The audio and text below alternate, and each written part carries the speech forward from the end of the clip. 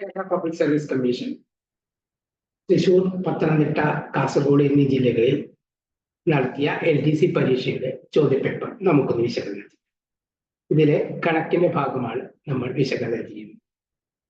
ഇത് ചെയ്ത് പഠിക്കുന്നതിലൂടെ നിങ്ങൾക്ക് ഭാവിയിൽ വളരെയധികം ഉപകാരപ്പെടും എന്നുള്ളത് കൊണ്ട് വളരെ ശ്രദ്ധയോടുകൂടി ഈ കാര്യങ്ങൾ ശ്രദ്ധിക്കും. എന്തെങ്കിലും സംശയങ്ങൾ ഉണ്ടെങ്കിൽ തീർച്ചയായും നിങ്ങൾക്ക് ചോദിക്കാവുന്നതാണ്. ഓക്കെ, നമുക്ക് ഓരോരോ ചോദ്യങ്ങളായി പരിശോധിക്കാം.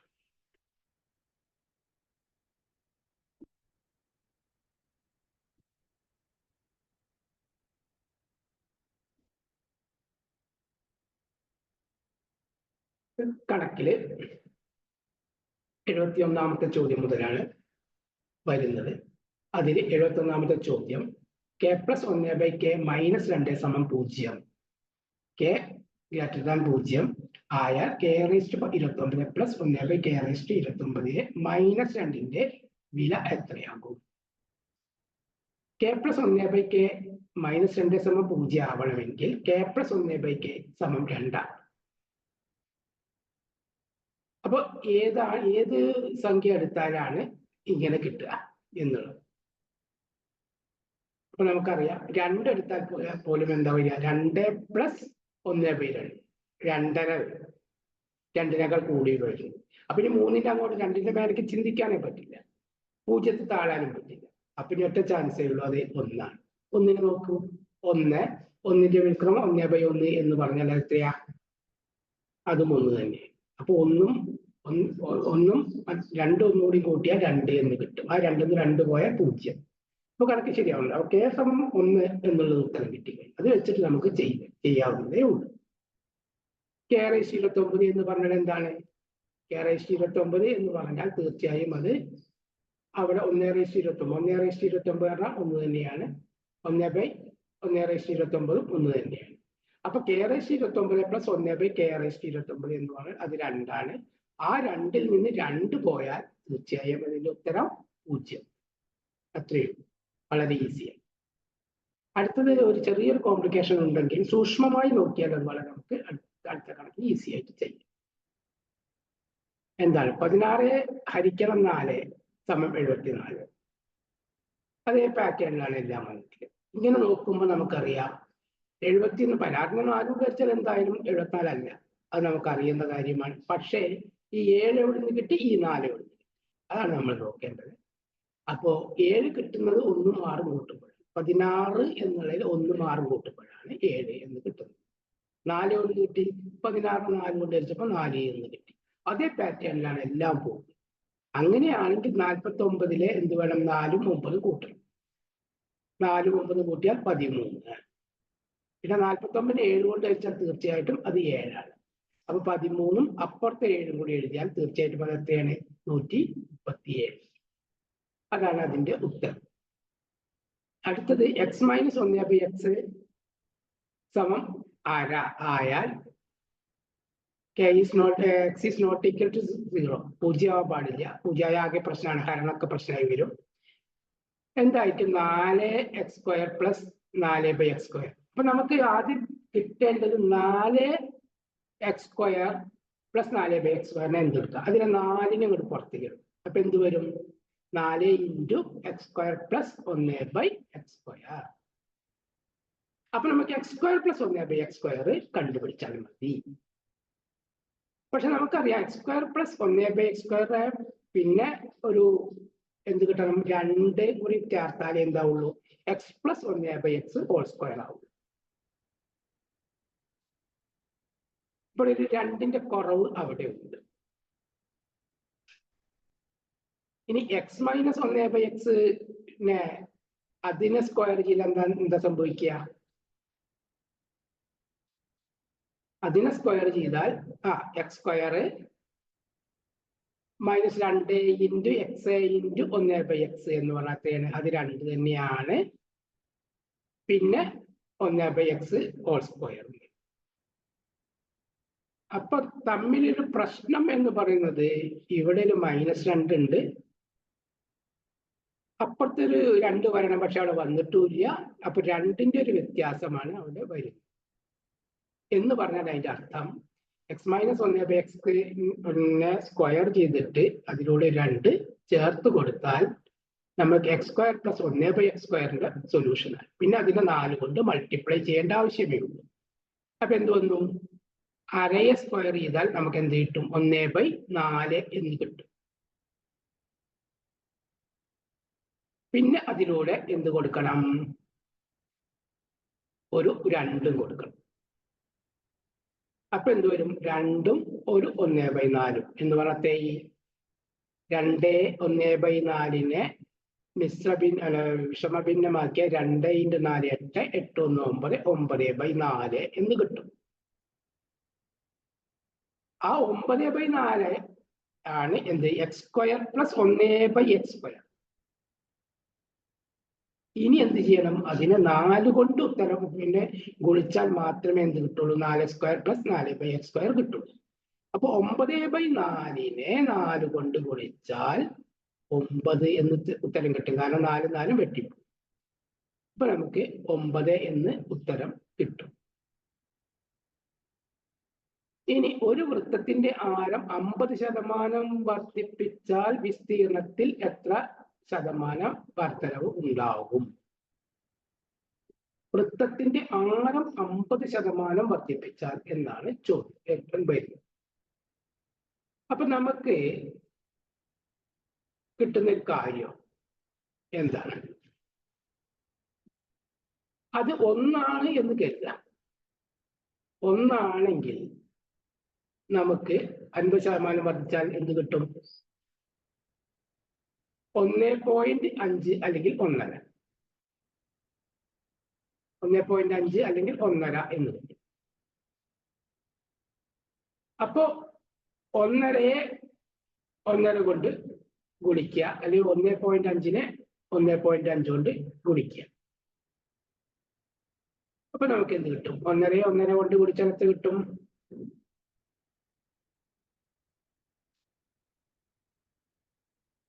1.5 × 1.5 അല്ലെങ്കിൽ 1.5 × 1.5. 1.5 × 1.5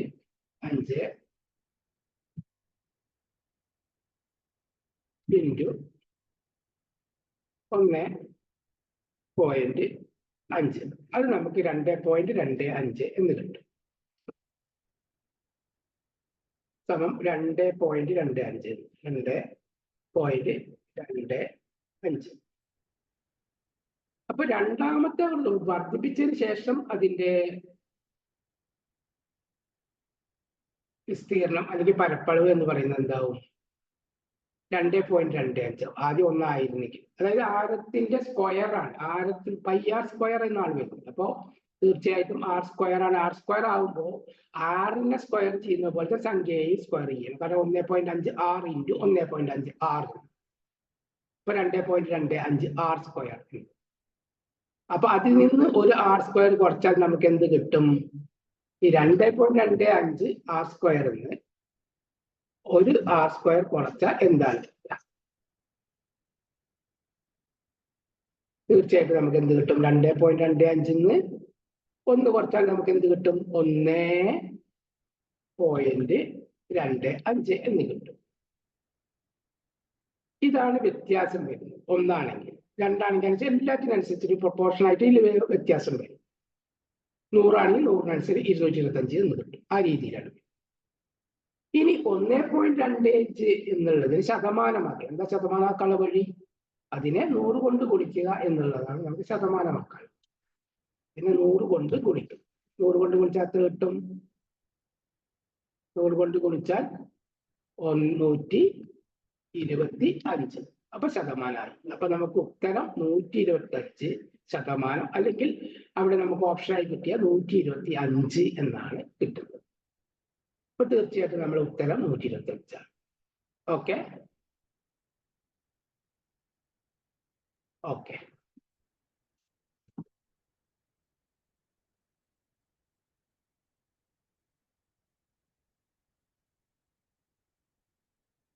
അപ്പൊ നമുക്കതിൽ ഉത്തരം കിട്ടിക്കഴിഞ്ഞു. വിസ്തീർണത്തിൽ എത്ര ശതമാനം, വിസ്തീർണം പരപ്പളവ് എല്ലാം ഒന്ന് തന്നെയാണ്. അപ്പൊ അതിനനുസരിച്ച് 125 ശതമാനം എന്നത് കൃത്യമായി തന്നു, ശതമാനം തന്നില്ല. അപ്പൊ തീർച്ചയായിട്ടും അത് തന്നെയാണ് അതിന്റെ ഉത്തരം. അടുത്തത്, രാവിലെ 10 മണിക്കും ഉച്ചയ്ക്ക് 1 മണിക്കും ഇടയിൽ എത്ര തവണ മണിക്കൂർ മിനിറ്റ് സൂചി 180 ഡിഗ്രി 180 ഡിഗ്രിയിലാവുക, നേർരേഖയിലാവുക എന്നുള്ള അർത്ഥത്തിൽ. നേർരേഖയിലാവുക എന്ന് പറയുമ്പോൾ നമുക്കറിയാം അത് പിന്നെ ഓരോ മണിക്കൂറിനും ഓരോ പ്രാവശ്യം വരും. 5 മുതൽ 7 വരെയുള്ള സമയത്തിൽ മാത്രമേ നമ്മുടെ പ്രശ്നമുള്ളൂ, ചെറിയൊരു കോംപ്ലിക്കേഷൻ വരും. അങ്ങനെ ഒരു പ്രശ്നം ഇവിടെ വരുന്നില്ല. കാരണം 5 മുതൽ 7 മണി വരെ ഇവിടെ വരുന്നില്ല. 10 മുതൽ 1 മണി വരെ 10 മുതൽ 1 മണി വരെ എന്ന് പറഞ്ഞാൽ എന്താണ് അതിന്റെ അർത്ഥം? 10-ന് 11-ന്റെ ഇടയിൽ 1 വരും, 11-ന് 12-ന്റെ ഇടയിൽ 1 വരും, 12-ന്റെയും 1-ന്റെയും ഇടയിൽ 1 വരും എന്ന് പറഞ്ഞാൽ 3 പ്രാവശ്യം. അപ്പൊ അതിന്റെ ഉത്തരം 3 പ്രാവശ്യമാണ്. അത് 180 ഡിഗ്രിയിൽ വരും. മണിക്കൂർ സൂചിയും മിനിറ്റ് സൂചിയും 180 ഡിഗ്രിയിലാവുക, നേർരേഖയിലാവുക എന്ന് നേരത്തെ പറഞ്ഞു. അപ്പൊ അതിന്റെ ഉത്തരം 3 ആണ്. 10 വർഷം കൊണ്ട് ഒരു നിക്ഷേപം ഇരട്ടിയാകണമെങ്കിൽ സാധാരണ പലിശ നിരക്ക് എത്ര വേണം? നമ്മൾ പഠിച്ച ഒരു കാര്യമാണ്. 200 ആവുകയാണെങ്കിൽ നമ്മൾ അതിന് 100 കുറച്ച് 100 എടുക്കും. 300 ആണെങ്കിൽ അതിന് ഒരു 100 കുറച്ചിട്ട് 200 എടുക്കും. അങ്ങനെ അങ്ങനെ അങ്ങനെ ഇരട്ടീനെ കണക്കാക്കും. എന്നിട്ട് ആ ശതമാനത്തിനെ നമ്മൾ എന്ത് ചെയ്യും? എത്ര വർഷം ആണ്, വർഷം കൊണ്ട് ഹരിച്ചാൽ നിരക്ക് കിട്ടും, നിരക്ക് കൊണ്ട് ഹരിച്ചാൽ വർഷവും കിട്ടും. ആ രീതിയിലാണ് നമുക്ക് കിട്ടുക. നമുക്കത് വേണമെങ്കിൽ എങ്ങനെ ചെയ്യാം? അത് വേണമെങ്കിൽ ഇങ്ങനെ ചെയ്യാം. എന്ത് കിട്ടും?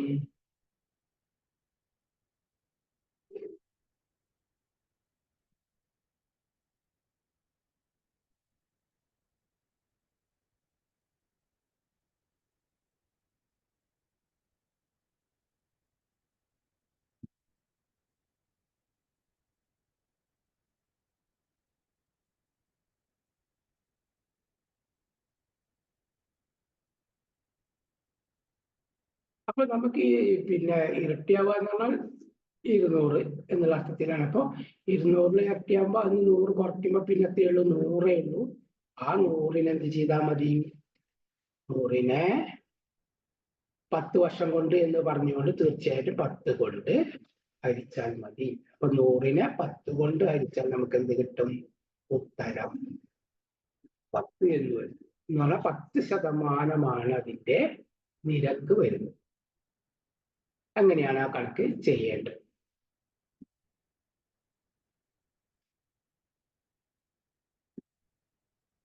ഓക്കെ.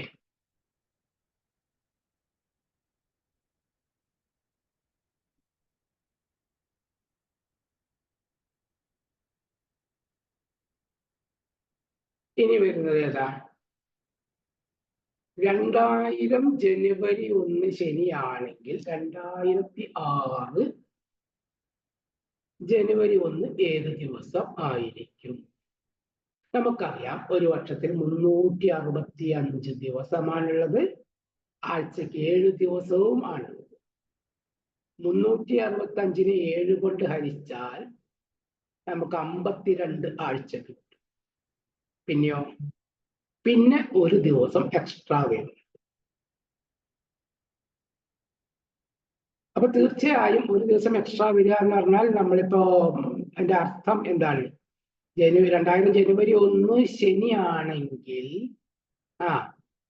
2000 പിന്നെ ഡിസംബർ 31 ഏതാവും? ശനിയാവും. കാരണം 30-ലും 52 ആഴ്ച തികയും എന്ന് പറഞ്ഞാൽ ആഴ്ച പിന്നെ ശനിയാഴ്ച സ്റ്റാർട്ട് ചെയ്യുകയാണെങ്കിൽ തീർച്ചയായിട്ടും വെള്ളിയാഴ്ചയിൽ അവസാനിക്കും. അപ്പൊ അങ്ങനെയാണെങ്കിൽ 2000 ഡിസംബർ 31 എന്നുള്ളത് തീർച്ചയായും ഏതിന് വരും? ശനിയാഴ്ച തന്നെയായിരിക്കും. പിന്നെ ജനുവരി 1 ആകുമ്പോ ഏതാ വരിക?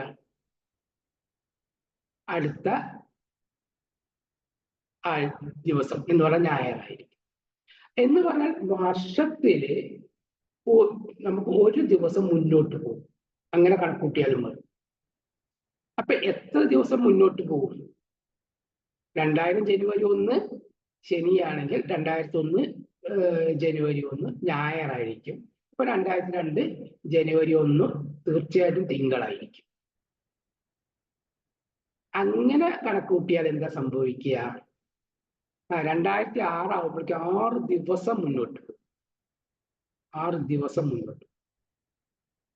പക്ഷെ 6 ദിവസം മാത്രമേ മുന്നോട്ട് പോകും അല്ല, അതിൽ ലീപ്പ് ഇയർ ഉണ്ടാവും. ഏതൊക്കെയുണ്ട്? 2000 ഉണ്ട്, 2004 ഉണ്ട്. 2000-ഉം 2004-ഉം. അപ്പൊ 2 ദിവസം അങ്ങനെയും പോകും. അപ്പത്തെ 6-ഉം 2-ഉം 8ആയി. 8 ദിവസം എന്തായാലും ആഴ്ചയിലില്ല. അപ്പൊ ആ 8-നെ വീണ്ടും 7 കൊണ്ട് ഹരിച്ചാൽ എന്താ സംഭവിക്കുക? ഒരു ദിവസം അങ്ങോട്ട് മുന്നോട്ട് പോകും. അപ്പൊ ഒരു ദിവസം മുന്നോട്ട് പോയാൽ എത്രയാണ്? എവിടെ എത്തും? ശനിയാഴ്ച ആയിരുന്നത് ഒരു ദിവസം മുന്നോട്ട് പോയാൽ ഞായറാഴ്ചയിലാവും. അപ്പൊ ഉത്തരം നമുക്ക് ഞായർ എന്ന് കിട്ടും. അടുത്ത ശ്രേണി പൂർത്തിയാക്കുക എന്നുള്ളത് YEB, WFD, UHG, SKI എന്ന് പറയുന്ന രീതിയിൽ പോകും. നമുക്കറിയാം Y എന്നുള്ളത് WI, പിന്നോട്ടാണ് WXY. പിന്നെ ആ W എന്തായി? UVWI, പിന്നെ STY. അപ്പൊ അതായത് 2 അക്ഷരങ്ങൾ ഇങ്ങനെ പിന്നോട്ട് വരിക. അപ്പൊ തീർച്ചയായും എസ്സിലെത്തിയാൽ QRS, 2 അക്ഷരങ്ങൾ മുന്നോട്ട് പോയാൽ Q പിന്നോട്ട് വന്നാൽ Qവിലെത്തും. ആ Qവിൽ വരുന്ന Qവിൽ സ്റ്റാർട്ട് ചെയ്യുന്ന ആകെ ഒന്നേ ഉള്ളൂ. അതേതാ? C option. ഇനി ഒന്നും നോക്കേണ്ടതില്ല. അത് QON എന്നുള്ളത് തന്നെയാണ് അതിന്റെ ഉത്തരം. ഓക്കെ. ഇനി അടുത്തത് ഒറ്റയാൻ കണ്ടുപിടിക്കാനാണ്. ഒറ്റയാൻ എങ്ങനെ കണ്ടുപിടിക്കും? എന്തെങ്കിലും ഒരു പ്രത്യേകതകൾ, അതായത് 3 ഒരേ രീതിയിലും 1 വ്യത്യാസമാണെങ്കിൽ അതിന് ഒറ്റയാൻ എന്ന് പറയാൻ പറ്റും.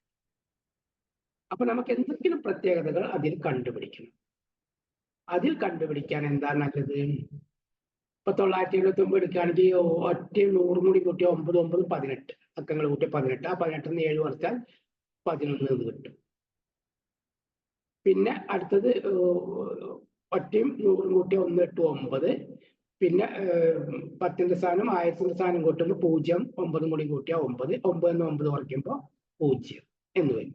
അടുത്തതും 0 വരികയാണ്. 1, 6, 7, 7. അപ്പൊ 7 അവിടെ 0 വരിക. അപ്പൊ ആദ്യത്തിൽ 11 വന്നു, പിന്നെ 0 വന്നു, പിന്നെ 0 വന്നു എന്ന് പറയുമ്പോൾ അതെന്താണ്? ഇത് 11-ന്റെ ഗുണിതമായിട്ട് വരാം. കാരണം 0 കൊണ്ട് ഗുണിച്ചാൽ അങ്ങനെ വരുമല്ലോ. അങ്ങനെ അപ്പോ ഒരു സാധ്യതയുണ്ട്. ആ സാധ്യത ഉപയോഗിക്കുമ്പോൾ 875 875 എന്നുള്ളത് അങ്ങനെ ഇത് വരുന്നില്ല. 8, 5, 13, 13-ന് 7 കുറച്ചാൽ എന്നാണ് വരുന്നത്. അപ്പൊ തീർച്ചയായിട്ടും ഒറ്റയാനുള്ള സാധ്യത 875 മാത്രമാണ്. അത് ഉത്തരം 875. അടുത്തത് ഒരു സമാന്തര ശ്രേണിയിൽ 7-ാം പദത്തിന്റെ 7 മടങ്ങ് അതിന്റെ തന്നെ 11-ാം പദത്തിന്റെ 11 മടങ്ങിന് തുല്യം എങ്കിൽ ആ ശ്രേണിയുടെ 18-ാം പദം ഏത്? ഒരു സംഖ്യയും ഒരു ഇതൊന്നും പറയുന്നില്ല. അപ്പൊ നമുക്ക് തീർച്ചയായും അതിന്റെ ഇക്വേഷൻസ് കണ്ടുപിടിക്കാം. ഇക്വേഷൻസ് കണ്ടുപിടിക്കുന്നത് എങ്ങനെ? ഇക്വേഷൻസ് കണ്ടുപിടിക്കാൻ നമുക്കറിയാം. ഏതാ? 7-ാം പദത്തിന്റെ 7 മടങ്ങ് 11-ാം പദത്തിന്റെ 11 മടങ്ങും തുല്യമാണ് എന്ന് പറഞ്ഞാൽ അതിന്റെ അർത്ഥം എന്താ? എന്നിട്ട് എന്താ പറഞ്ഞത്? അതില് 8-ാം പദം കണ്ടുപിടിക്കണം അല്ലെ? അങ്ങനെയാണ് പറയുന്നത്. അത് നമുക്ക് എങ്ങനെ കണ്ടുപിടിക്കാം? അതില് 7-ാം പദത്തിന്റെ 7 മടങ്ങ്, അങ്ങനെ തന്നെയല്ലേ ചോദ്യങ്ങൾ ഒന്നുകൂടി നോക്കാം. 7-ാം പദത്തിന്റെ 7 മടങ്ങും എന്താ? ഒരു സമാന്തര ശ്രേണി 7-ാം പദത്തിന്റെ 7 മടങ്ങ് അതിന്റെ തന്നെ 11-ാം പദത്തിന്റെ 11 മടങ്ങിന് തുല്യമാണ് എങ്കിൽ ആ ശ്രേണിയുടെ 18-ാം പദം ആണ് കണ്ടുപിടിക്കുക. 18-ാം ആണ് കണ്ടുപിടിക്കുക. അപ്പൊ നമുക്ക് ഇക്വേഷൻസ് ഒന്ന് ഉപയോഗിച്ച് നോക്കാം. 7-ാം പദത്തിന്റെ 7 മടങ്ങ് 11-ാം പദത്തിന്റെ 11 മടങ്ങ് 18-ാം പദം കണ്ടുപിടിക്കുക. ഇത്രയാണ് നമ്മൾ ചെയ്യാറുള്ളത്. അപ്പൊ അത് നമുക്കൊന്ന് ചെയ്തു നോക്കാം. അപ്പൊ എങ്ങനെ വരും?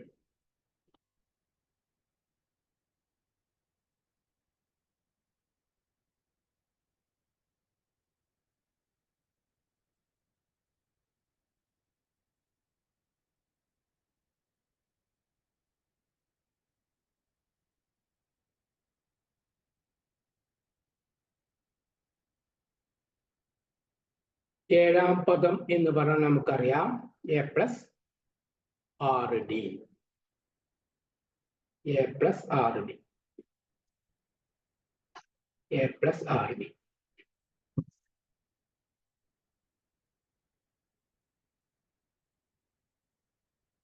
A plus 6d. A plus 6d. ഇതിനെ 7 കൊണ്ട് ഗുണിച്ചാൽ നമുക്ക് എത്ര കിട്ടും? ഇതിനെ 7 കൊണ്ട് ഗുണിച്ചാൽ നമുക്ക് എന്ത് കിട്ടും? എയും ഗുണിക്കണം, ആർ ഡി എനും ഗുണിക്കണം. അപ്പൊ നമുക്ക് എന്ത് കിട്ടും? അത് നമുക്ക് 7a 7a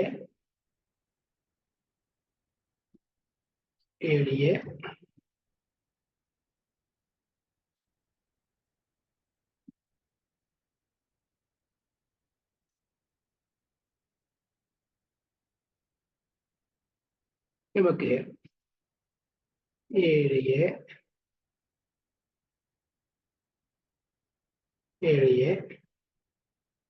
പ്ലസ്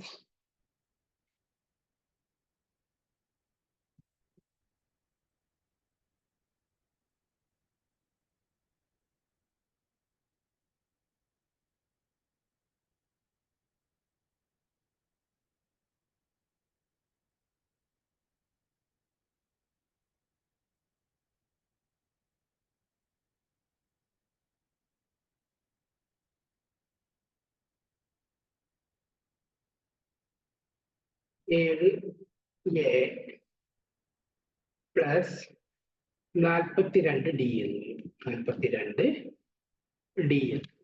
ഇതാണ് ഏഴാം പദത്തിന്റെ 7 മടങ്ങ് എന്ന് പറയുന്നത്. ഏഴാം പദത്തിന്റെ 7 മടങ്ങ് എന്ന് പറയും. ഇനി 11ാം പദത്തിന്റെ 11 മടങ്ങ് എന്ന് പറഞ്ഞാൽ എന്ത് പറയും? A plus 10d. A plus 10dനെ 11 കൊണ്ട് ഗുണിച്ചാൽ എന്ത് വരും? 11a പ്ലസ് എത്ര വരും നോക്കാം അല്ലേ? 11a പ്ലസ് 10d വരും. 10dയെ വീണ്ടും 11 കൊണ്ട് ഗുണിക്കും. അപ്പൊ എത്ര വരും? 110d. 110d എന്ന് വരും. ഇത് രണ്ടും തുല്യമാണ്. 7a പ്ലസ് 42d സമം 11a പ്ലസ് 110d എന്ന് വരുമ്പോ നമുക്ക് എക്ക് ഒരു ഭാഗത്തും ഡി മറ്റൊരു ഭാഗത്തും ആക്കുമ്പോൾ എന്ത് വരും? 11a 7a അങ്ങോട്ട് കൊണ്ടുവരും. 11a നിന്ന് 7a കുറച്ചാൽ നമുക്ക് എന്ത് കിട്ടും? 11a നിന്ന് 7a കുറച്ചാൽ 4a എന്ന് കിട്ടും. ഇനിയോ? അപ്പൊ നമ്മൾ ഇതിനെ അങ്ങോട്ട് കൊണ്ടുപോയി. അപ്പൊ ഈ 110d ഇങ്ങോട്ട് കൊണ്ടുവരും. 42d കുറയ്ക്കണം 110d. അപ്പൊ തീർച്ചയായിട്ടും എന്താവും? മൈനസ് ആയി. മൈനസ് ചിഹ്നം വരും അല്ലേ? അപ്പൊ മൈനസ് എന്ത് വരും? 110 42 കുറച്ചാൽ എത്ര വരും? 68d. മൈനസ് 68d എന്ന്. 68d. 4a സമം മൈനസ് 68d ആണെങ്കിൽ എ എത്രയാണ്? മൈനസ് 68d 4 കൊണ്ട് ഹരിച്ചാൽ നമുക്ക് എന്ത് കിട്ടും? Minus 17d. അപ്പൊ എ സമം മൈനസ് 17d എന്നുള്ളത് ഉത്തരത്തിക്ക് നമുക്ക് എത്താം. എ സമം മൈനസ് 17d. അപ്പൊ എക്ക് പകരം നമുക്ക് എന്ത് കൊടുക്കാം? മൈനസ് 17d എന്ന് കൊടുക്കാം. ഇനി നമുക്ക് 18ാമത്തെ പദമാണ് കാണേണ്ടത്. 18ാമത്തെ പദമാണ് കാണേണ്ടത്. അപ്പൊ 18ാമത്തെ പദം എങ്ങനെ വരും? 18ാമത്തെ പദം സമം എന്ത് നമുക്ക് വരും? എ പ്ലസ് 17d ആണ്. A plus 17d. A plus 17d. അപ്പൊ എ പ്ലസ് 17dക്ക് പകരം എക്ക് പകരം എന്ത് കൊടുക്കാം? മൈനസ് 17d എന്ന് കൊടുക്കാം. മൈനസ് 17 ഡി എ പ്ലസ് പിന്നെ 17 ഡി വരും. എന്ത് വന്നു മൈനസ് 17 ഡി പ്ലസ് 17 ഡി. അത് എത്രയാ? രണ്ടും കൂടി കൂട്ടി എത്രയാണ്? അത് രണ്ടും കൂടി കൂട്ടിയാൽ 0. അപ്പൊ ആൻസർ എന്താ വരേണ്ടത്? 0 എന്നാണ്. ആ ഓപ്ഷൻ ഇവിടെ ഉണ്ടോ? ആ ഓപ്ഷൻ ഇവിടെ ഉണ്ടോ എന്നുള്ളതാണ് നമ്മൾ നോക്കേണ്ടത്. ഓപ്ഷൻ ഉണ്ടോ?